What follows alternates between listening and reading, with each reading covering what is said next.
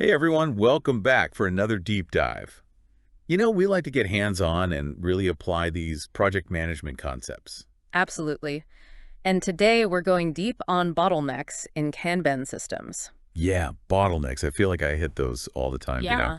In work and life, it seems like something's always slowing me down. Well, that's totally natural. And actually, a lot of the insights we're discussing today come from the book Project Management for Project Managers by Orlando Casabon. Highly recommend it, by the way. Oh yeah, for sure. So when we talk about Kanban, it's all about visualizing your workflow and keeping things moving, right? Like that's the whole point. Exactly. Kanban is built on a few key principles.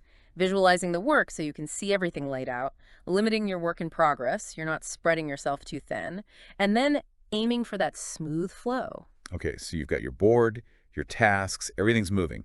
But then, bam, bottleneck. Right. It's This like, you're cruising around the highway, everything's great, and then Yeah. suddenly traffic screeches to a halt. That's your bottleneck. And it feels like those bottlenecks can pop up anywhere, right? They really can. But here's the thing that I find super interesting.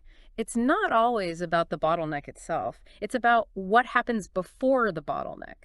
Think back to that traffic analogy. Okay, so the cars start piling up before you actually reach the accident causing the backup. Exactly. And it's the same with Kanban. Let's say you've got a step in your process that's slowed down for whatever reason. Maybe someone's out sick or there's a delay in getting materials. Makes sense. Work starts piling up at the step before the bottleneck. So it's not that the previous step is suddenly less productive. It's just that the work has nowhere to go.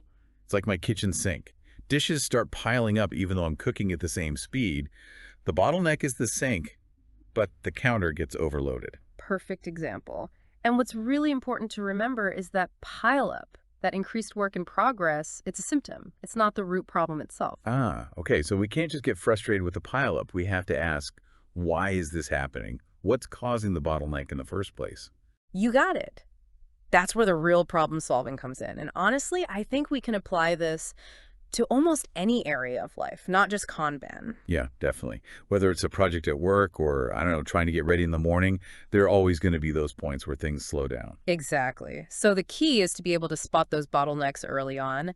And one of the most powerful tools we have for that is, well, visualizing our work. Right back to the core of Kanban, huh? Exactly. When you can actually see your workflow laid out in front of you, it becomes so much easier to identify those points where things are getting stuck. And then once you've spotted a potential bottleneck, You can start figuring out why it's happening. Is it a lack of resources, right? a skills gap, unclear instructions? Exactly. And once you understand the why, you can start brainstorming solutions. So it's not just about fixing the immediate problem. It's about improving this system as a whole. 100%. And that's what makes this so powerful. By understanding these dynamics, we can make our workflows and even our lives more efficient. This has been so insightful. I feel like I have a whole new perspective on those pesky bottlenecks. I'm glad to hear that.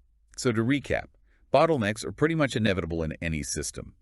But by understanding that the pileup of work is just a symptom, and then focusing on identifying and addressing the root cause, we can keep things flowing smoothly. And I would just add, don't underestimate the power of simply visualizing your work. It can be such a game changer when it comes to spotting and preventing bottlenecks. Love it. I know I'm going to be looking at my to-do list a little differently now. And for everyone listening, if you want to dive even deeper into these concepts, definitely check out Project Management for Project Managers by Orlando Casabon. It's a fantastic resource. Let us know what aha moments you have while applying this to your own work. Thanks for joining us for another deep dive.